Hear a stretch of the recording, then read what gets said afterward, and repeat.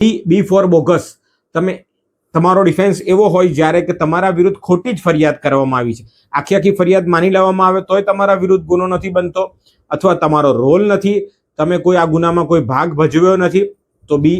C, ધારો કે કોઈ ફરિયાદ થઈ ગઈ, એમાં કોઈ નાણાકીય કે બિઝનેસ ટ્રાન્ઝેક્શન પ્રકારની ફરિયાદ હતી,